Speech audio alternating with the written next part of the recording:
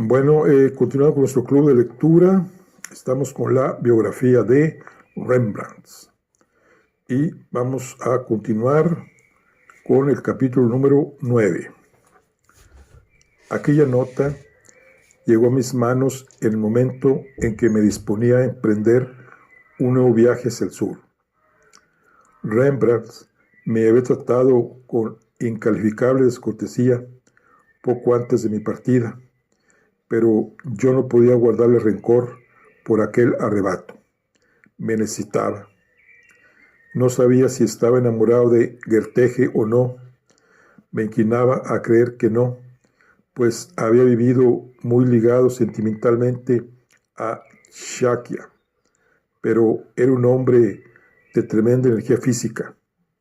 En pocas palabras, lo que yo me temía y lo que Jean-Louis parecía temer, si es que había comprendido bien el sentido de sus últimas cartas, era que aquella mujer hubiese seducido a Rembrandt, o para decir las cosas menos crudamente, que las circunstancias hubiesen inducido a ambos a olvidar las rígidas leyes de moral que imperaban en nuestro país. Era terrible tener que dejar a un hombre solo en tales circunstancias, pero yo me consideraba al servicio de la familia Vicaire, en tanto no hubiese concluido lo que se me había encomendado, y por encima de todo no olvidaba que los contratos son sagrados. Tomé asiento, pues, y escribí a Rembrandt para decirle que si todo iba bien, estaría de vuelta a principios del otoño siguiente, y que si mientras tanto surgía alguna dificultad, no dejase de acudir a Jean-Louis, que era el más fiel de los amigos, además de ser hombre de sólido y bien probado sentido común. Cuando el barco arribe al puerto de Ámsterdam, concluía mi misiva, confío en hallaros esperándome en el monte Bastrone, junto con el pequeño Titus, a quien envío todo mi cariño. Intencionalmente omití toda referencia a Goethe. Me pareció la mejor política, aun cuando Dios sabe que podía haberme equivocado. Al día siguiente partí para el sur.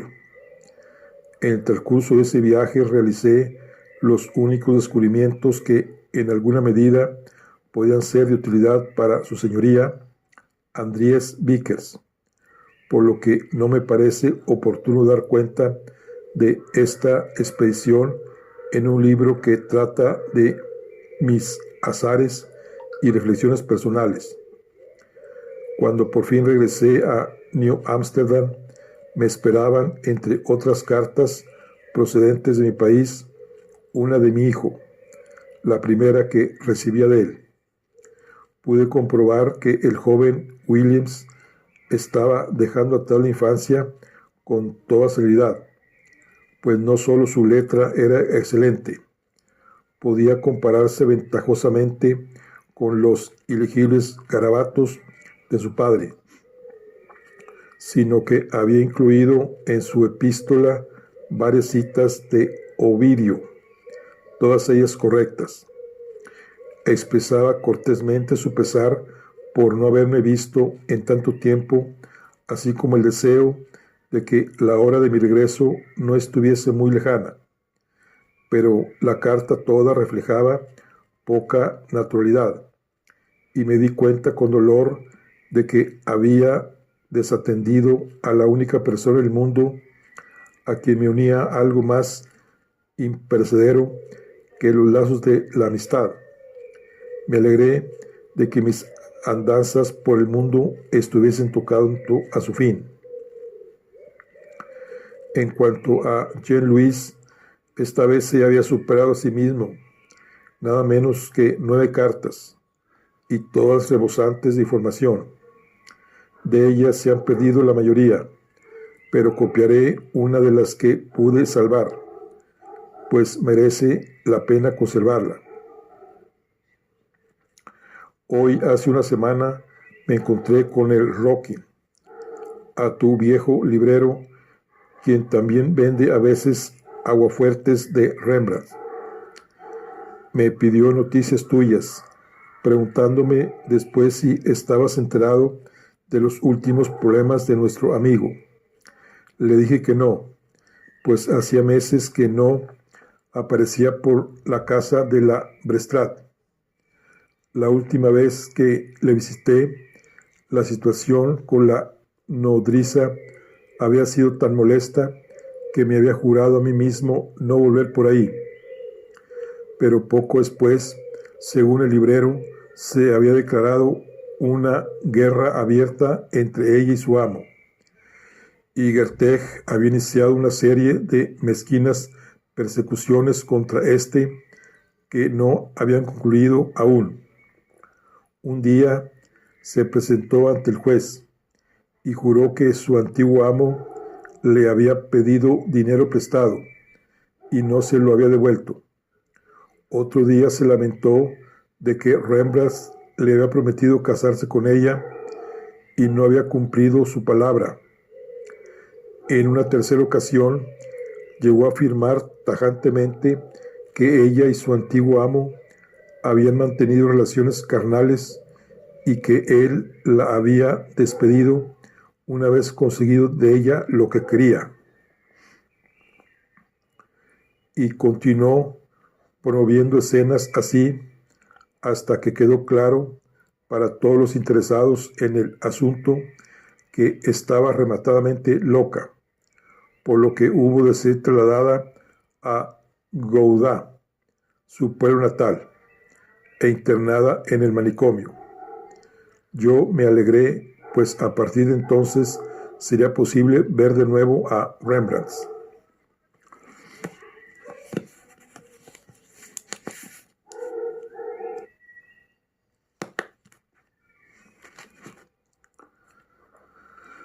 Pero eso es solo una parte de la historia que me contó el librero, pues parece que la señora en cuestión tiene unos parientes capaces de rebajarse hasta el chantaje, siempre que pueda llevarse a cabo sin demasiado riesgo.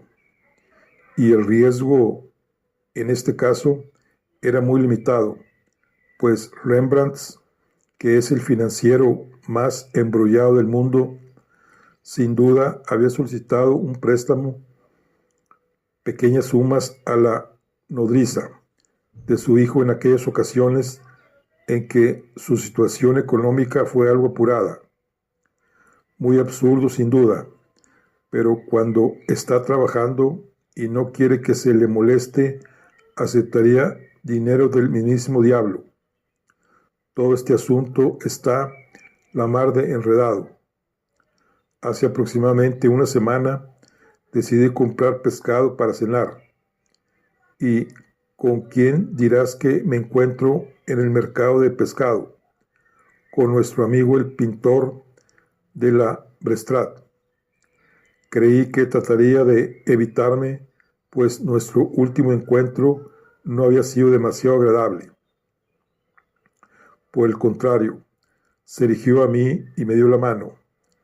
«¿Estaréis al corriente?», me dijo, «de lo sucedido». Le contesté que sí, y sonrió tímidamente exclamando, «Va». Yo contesté, «Desde luego, va», y ambos nos echamos a reír. Era la primera vez que le oía reír en varios años. Se volvió entonces hacia una mujer que estaba de pie junto a él y dijo sin darle importancia, «Mejor será que compres otro rodaballo, pues si no me equivoco, nuestro amigo cenará con nosotros esta noche».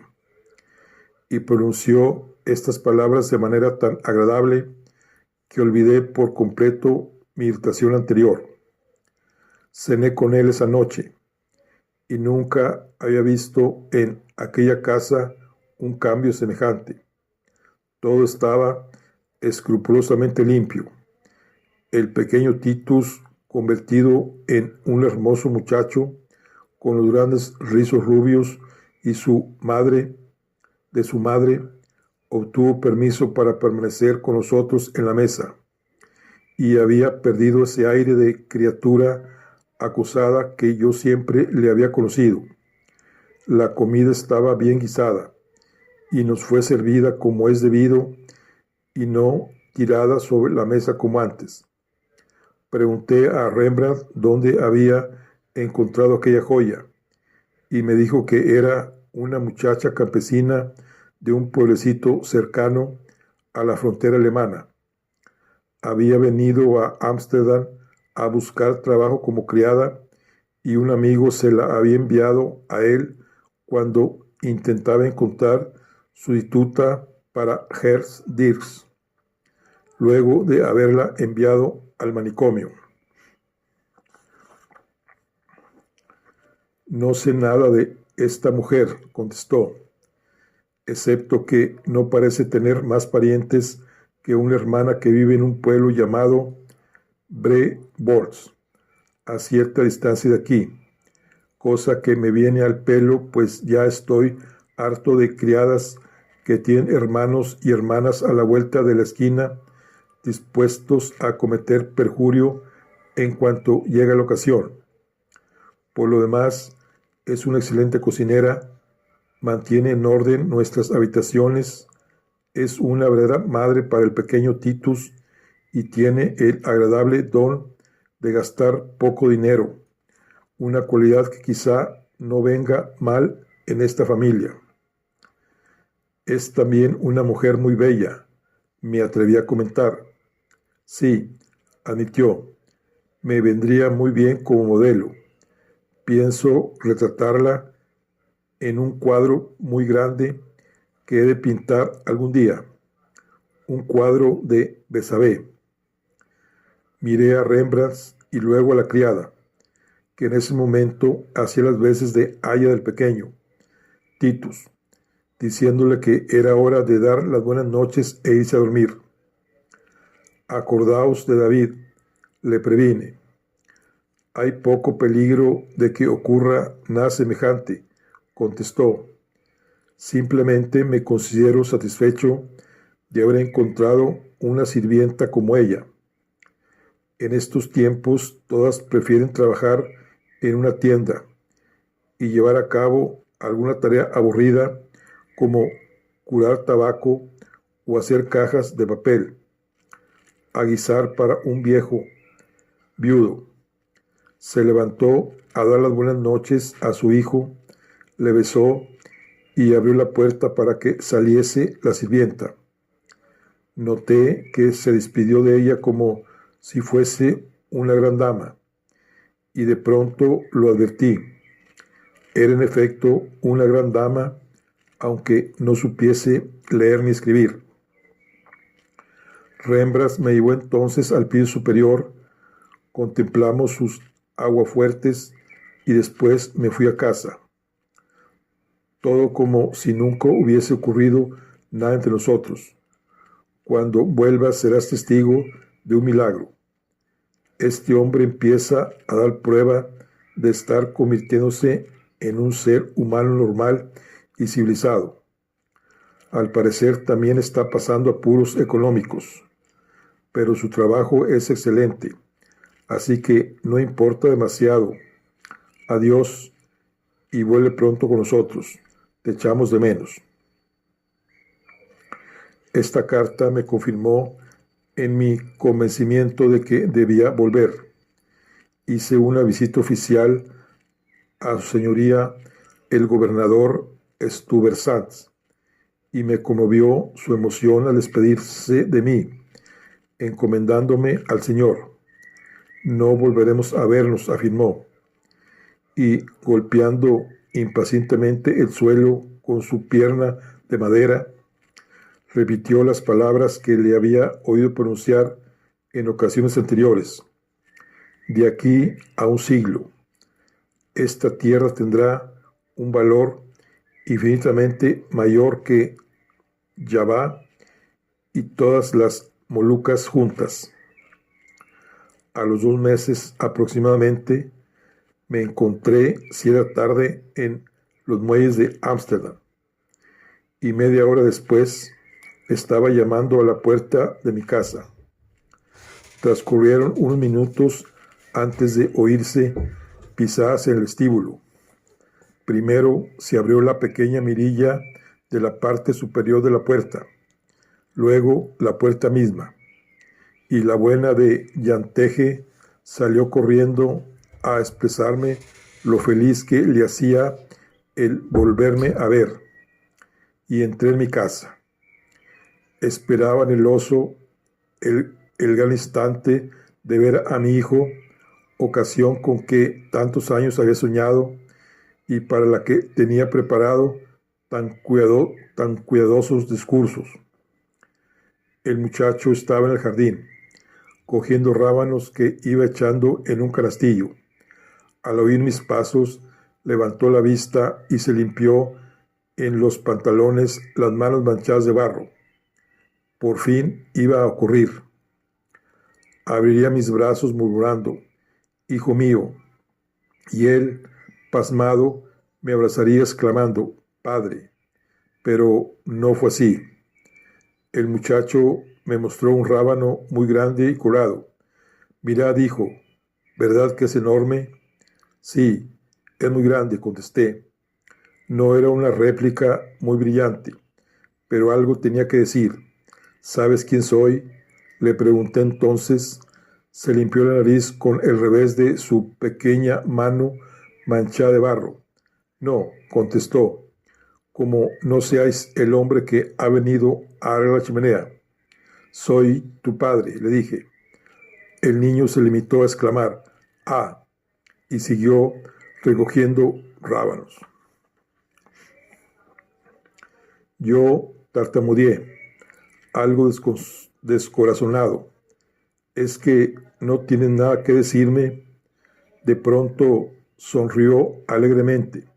Vino hacia mí, me puso la mano en el brazo y preguntó, «Querido padre, ¿lleváis siempre ese gorro tan raro?», y señaló el gorro con bastante embarazo. «Sí, claro, por supuesto», dije. «Es un gorro de piel de castor. Todo el mundo lo lleva en New Amsterdam». «Es posible», replicó, «pero en Ámsterdam no se lo pone nadie». «Está bien. Ahora vente conmigo. Me lavaré, me peinaré e iremos juntos a comprar un sombrero nuevo». De ese modo di mi primer paseo con el joven Williams, oyendo con orgullo su relato sobre el derrumbamiento del puente viejo junto al Wehrgracht, que se había hundido un día bajo el peso de una enorme losa de basalto que llevaban al Dam para la construcción del nuevo ayuntamiento. Los caballos que tiraban de la carreta cayeron arrastrados al agua y permanecieron horas enteras asomando apenas el hocico sobre la superficie hasta que un muchacho se lanzó al canal y lo soltó. Al llegar al puente comprobé que había sido recientemente reconstruido. En mitad del mismo descubrí una figura que me resultaba familiar, un hombre de pie junto al pretil con un bloc de papel en una mano y un lápiz en la otra. Era Rembrandt. Ni un solo día más viejo que la última vez que lo vi, sacando un boceto de unos barcos. Tan enfrascado estaba en su tarea que no se fijó en mí hasta que me tuvo a su lado. Entonces se volvió, me abrazó efusivamente y me besó en ambas mejillas, con terrible azoramiento y confusión de mi hijito que miró al instante en otra dirección. «Bien, me habéis estropeado el dibujo, siendo tener que decir cuánto os he echado de menos. ¿Qué vais a hacer ahora? ¿A dónde os dirigís?». Se lo expliqué. Cogió la mano libre de mi hijo y nos acompañó hasta la sombrería. Media hora después, provisto ya de un sombrero respetable, un sombrero negro de diseño harto conservador, volvimos al Houtgracht, pero cuando nos poníamos a dar la vuelta a la esquina, Rembrandt exclamó: «No, no, amigo mío, eso no. Hoy me pertenecéis», y nos llevó a mí y a mi hijo a su casa de la Westraat. Abrió la puerta de par en par y exclamó: «Hendrix, ve y mata al ternero cebado. El hijo pródigo ha vuelto». Y un momento después tenía delante los ojos castaños más hermosos que había visto en mi vida. Una muchacha de aspecto agradable me hacía una ligera reverencia y me decía: «Supongo que seréis el doctor de quien el amo habla con tanta frecuencia. Me alegra mucho, señor, de que hayas vuelto. Hace ya tiempo que conozco a vuestro hijo. Nos visita a veces y juega con Titus». Y así conocí a Hendrik Stoffels, la amable y sencilla campesina que se perdió para salvar al hombre a quien amaba. Bueno, aquí concluimos con la charla del día de hoy. Estamos con la lectura de la biografía de Rembrandt. Nos vemos en la siguiente. Hasta luego.